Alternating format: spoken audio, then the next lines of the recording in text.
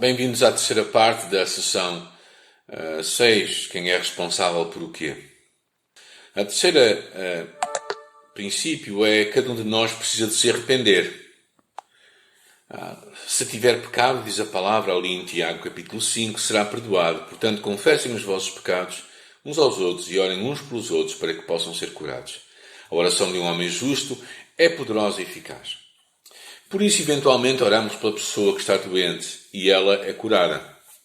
Mas há aqui um contexto interessante e muito significativo. A passagem não diz que a pessoa doente será curada, mas ele fala que os seus pecados serão perdoados e depois exorta-nos a confessar os pecados uns aos outros e orar uns pelos outros para, acrescentando isso, que também a oração de um homem justo é poderosa e eficaz. Há aqui uma sequência curiosa e significativa. Confissão, oração e cura.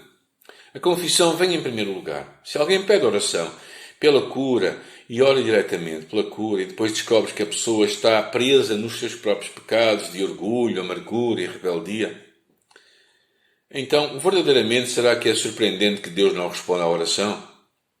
Como diz o Salmo 66:18, se encobrir o meu pecado, o meu coração, o Senhor não me ouvirá.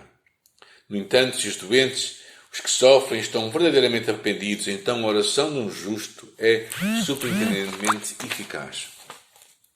A confissão é simplesmente concordarmos com Deus, sermos honestos. Todos os conselheiros dizem que a cura começa com honestidade, enfrentar a verdade. Vão também dizer que o problema inicial, o problema para o qual pedem ajuda, raramente é o problema real. Se apenas lidares com o problema que apresentam, muitas vezes podemos não tocar no verdadeiro problema.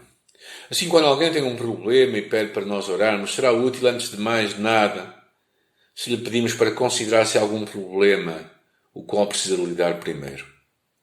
E claro, o espaço para a liberdade em Cristo é uma forma prática e fantástica de nós lidarmos com isto. E retiramos da nossa frente tudo o que possa atrapalhar a nossa caminhada com Deus e a cura da nossa alma e da nossa vida. O que é maravilhoso nisto é que não temos que descobrir quais são os problemas. O Espírito Santo faz isto. De facto, percebi que quase nunca preciso de pedir a Deus para me mostrar quais são as questões da minha vida ou as questões da vida de outra pessoa. Isso me daria a possibilidade de ser um mediador, mas nós sabemos que há só um mediador entre Deus e os homens, Jesus Cristo, o homem. Então a ordem é realmente que elas próprias perguntem a Deus e Deus sempre lhes irá mostrar. Claro que precisamos de usar os dons do Espírito com uma profecia de uma forma sábia e eficaz, não é? A palavra diz que aquele que tem palavra de profecia o faz para fortalecer, encorajar e confortar aqueles para quem profetiza e não para descobrir o pecado, por exemplo. Então, quando alguém ora e confessa, a questão permanece. Tenho uma tremenda confiança, então ungí-los com óleo e orar por eles. Ao longo dos anos do Ministério de Liberdade em Cristo, temos visto muita gente a ser curada através de colocarem em ordem a sua vida, através da confissão. E passando pelos passos, tem sido uma ferramenta extraordinária. Agora talvez te perguntes, e se houver uma questão demoníaca? Bem, é relativamente fácil. Na verdade, a nossa caminhada com Deus, o diabo, parece ser o mais facilmente resolúvel, porque Jesus veio destruir as obras do diabo. E em Cristo temos o direito de recuperar qualquer território ganho por Satanás em nossa vida. Então é muito mais um encontro da verdade do que um encontro com o poder.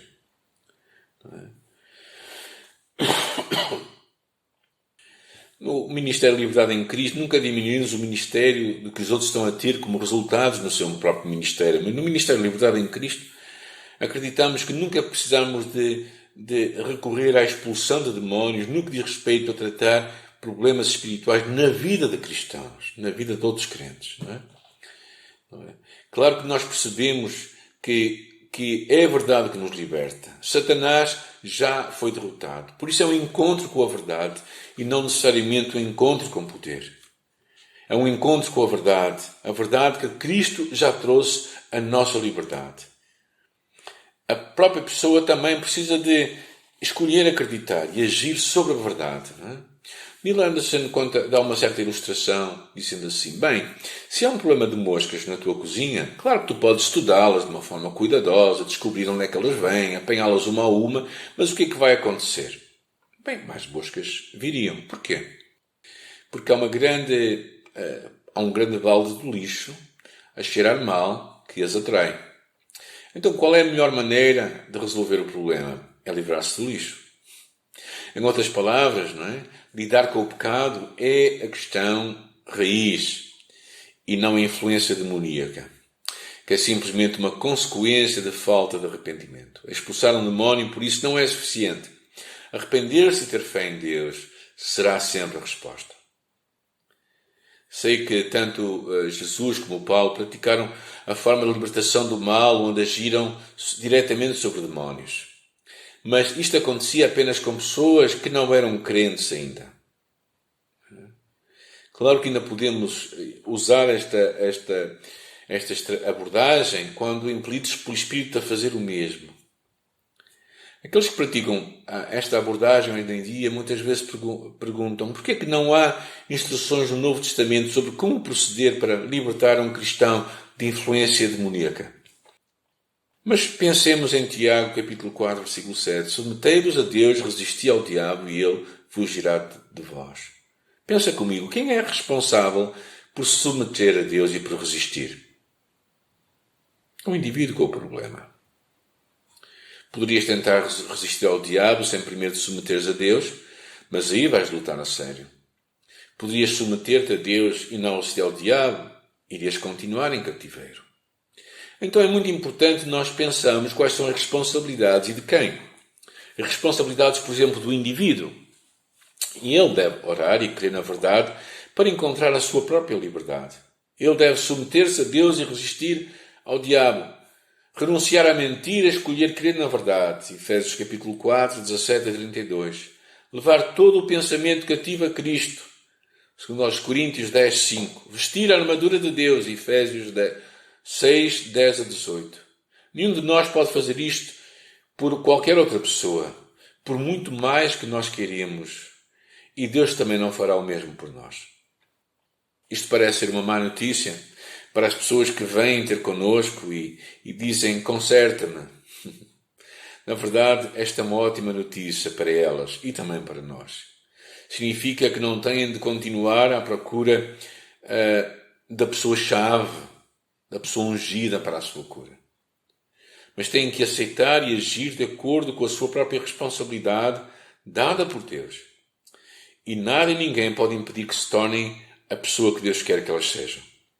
Lembra-te, não há ninguém que não possa tornar-se tudo o que Deus quer que elas sejam. Não tem nada a ver com circunstâncias, com os seus dons, capacidades ou o seu passado. Tudo tem a ver com quem elas são agora em Cristo e tudo o que elas têm em Jesus Cristo.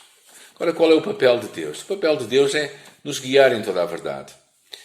Guiar a pessoa que procura a liberdade. Convencer do pecado. Dar sabedoria quando lhe pedem. Perdoar e purificar quando nós confessamos. Resolver completamente os efeitos do pecado. E qual é o papel da pessoa que está a ajudar, o encorajador? Qual é o meu papel? Todos nós temos um papel. Precisamos uns dos outros desesperadamente. É esse o objetivo de sermos o corpo de Cristo. Mas temos que nos certificar que compreendemos o que podemos legitimamente fazer para ajudar. Nós não somos chamados a resolver o problema das outras pessoas.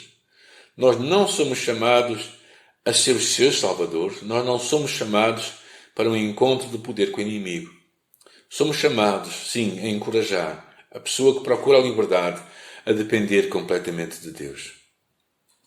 Não posso pensar, ou orar, ou confessar por eles, mas posso encorajá-los a pensar, a orar e a confessar e a pedir a Jesus que resolva completamente os efeitos do seu passado.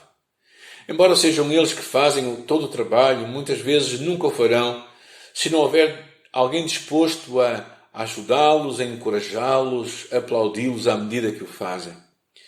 Isto não significa que nós não somos necessários. O que estamos a dizer à pessoa é estamos a dizer à pessoa faz isto sozinho? Não. Nós temos um papel vital a desempenhar.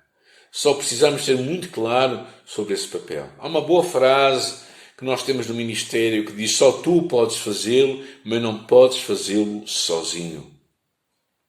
Todos nós precisamos uns dos outros, que nos apoiem, que nos apontem gentilmente para a verdade, para nos encorajar.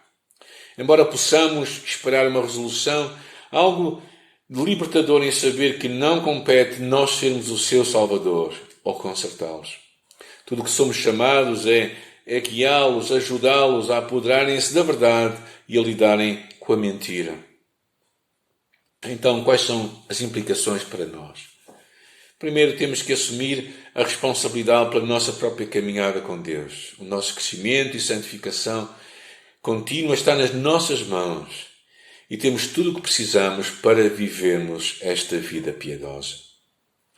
E quando estamos a discipular alguém, precisamos de saber que o resultado não está nas nossas mãos. A resposta está com Deus, para por meio da fé e do arrependimento. Por isso, estamos a terminar a nossa sessão 6. Fica agora com a última parte, não é? A última parte para descansar e refletir.